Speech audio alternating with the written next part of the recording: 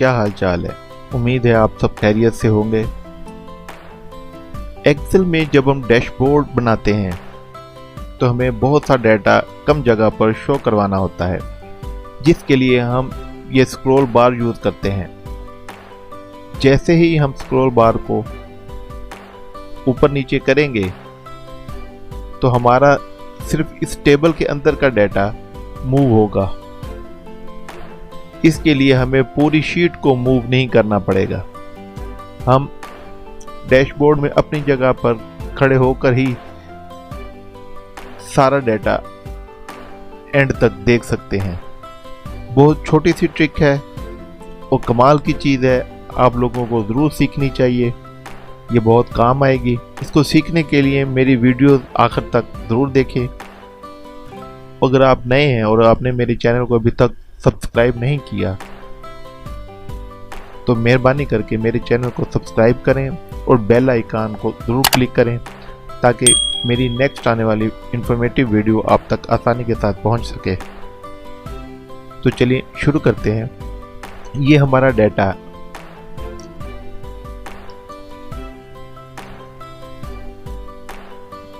जो काफ़ी लेंथी है, इसके लिए हमें वो डैशबोर्ड बनाना ज़रूरी होता है ताकि हम कम जगह पर इसको शो कर सकें। हम सबसे पहले इसको कॉपी पेस्ट कर लेंगे।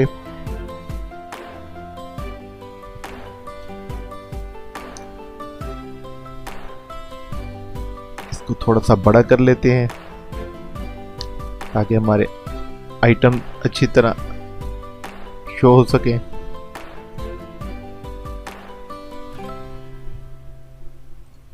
जितना रिकॉर्ड हमें रिक्वायर्ड है उसको सिलेक्ट कर लेंगे। इसको बॉर्डर लगा देते हैं। यहाँ पर हम स्क्रॉल बार ऐड करेंगे। डेवलपर में जाएंगे, इंसर्ट में ये स्क्रॉल बार का बटन है, इसको हम यहाँ पर ऐड करेंगे। थोड़ा सा इसको जूम कर देते हैं ताकि इजीली आप लोगों को नज़र आ सके। स्क्रॉल बार को ऐड कर लेंगे। इसको थोड़ा सा साथ में कर देते हैं। इसको बैकग्राउंड कलर दे देते हैं, रेड दे देते हैं। इसमें कलर ऐड कर लेंगे।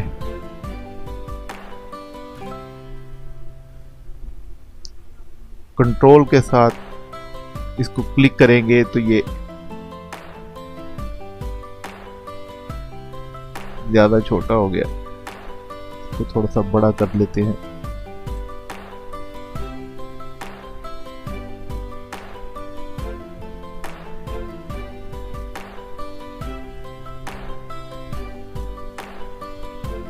ये हमारा स्क्रॉल बार ऐड हो गया। इस कॉलम को छोटा कर लेंगे।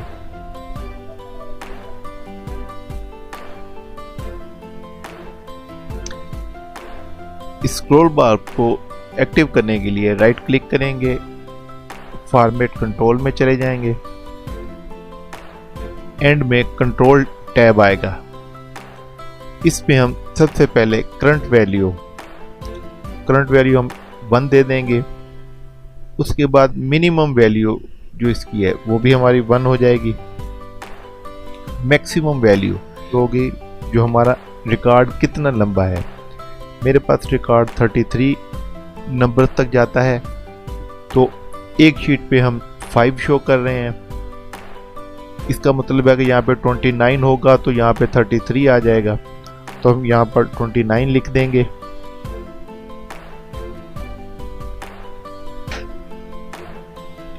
इसको हम छोड़ देंगे। पेज चेंज, यहाँ पर हमें सिर्फ 5 रिकॉर्ड चाहिए एक शीट पे। उसके बाद ये लिंक मांगेगा। सेल लिंक हम उसी जिस शीट पे हमारा रिकॉर्ड है उसी में हम सेल लिंक इसको दे देंगे और ओके कर देंगे। आप देखेंगे कि जब हम इसको स्क्रॉल बार को नीचे करेंगे एक स्टेप, तो यहाँ पर 2 लिखा आ जाएगा। और अगर हम इसको दोबारा करेंगे, 2 दफा करेंगे, तो इस शीट पर 3 लिखा आ जाएगा। अब हम यहाँ पर ऑफसेट का फार्मूला लगाएंगे, इक्वल टू लिखेंगे, ऑफसेट की कमांड देंगे। सबसे पहले हम वहां पर जाकर रेफरेंस मांग रहा है, हम अपना रेफरेंस ये दे देंगे, क्योंकि हम इसी पे फार्मूला लगा लें, कॉमा लगाएंगे। उसके बाद ये रो मांग रहा है, रो में हम ये पॉइंट देंगे जो हमने सिलेक्ट किया था, F4 के साथ हम इसको लॉक कर देंगे। उसके बाद कॉमा लगाएंगे, 0 लगाकर ब्रैकेट क्लोज करके एंटर कर देंगे। तो ये हमारे पास सीरियल नंबर आ गया। जस्ट इसको हम कॉपी करेंगे,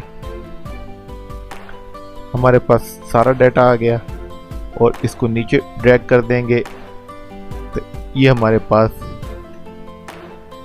हमारा टेबल शो हो गया। इसकी थोड़ी सी सेटिंग कर लेते हैं। रेट और अमाउंट से पहले RS लिख देंगे, फॉर्मेट सेल में चले जाएंगे, कस्टम में जाएंगे, जनरल से पहले इन्वर्टेड कॉमा में RS लिखेंगे, एंटर कर देंगे। अब आप देखेंगे कि अगर हम स्क्रॉल बार को नीचे लेके आते हैं, तो जैसे जैसे स्क्रॉल बार नीचे आएगा हमारा डाटा भी चेंज होता जाएगा। ये 33 तक हमारा रिकॉर्ड था, ये 1 से लेकर 33 तक हमारा डाटा है। तो 33 तक ये हमारा डाटा आ गया। हम इसको ऊपर करते जाएंगे, हमारा डाटा साथ ही चेंज होता जाएगा। जरा सिस्टम स्लो हो गया है,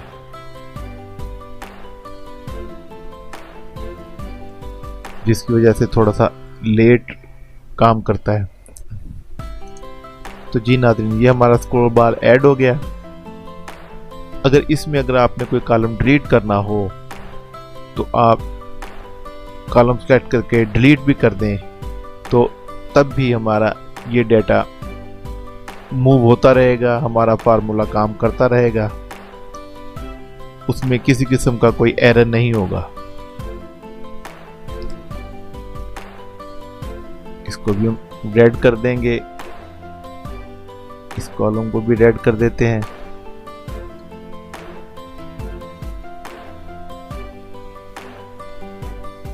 विड्थ कम कर देते हैं इसकी।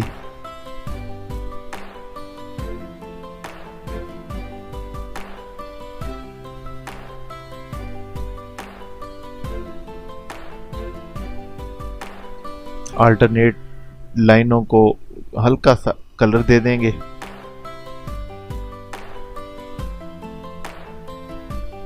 कॉलम को थोड़ा सा छोटा कर देते हैं।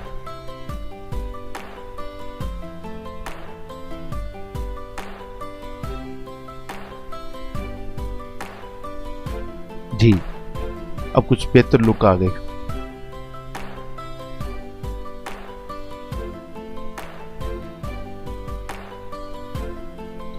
अगर मेरी ये इन्फॉर्मेटिव वीडियो आपको अच्छी लगे तो लाइक शेयर सब्सक्राइब जरूर कीजिए।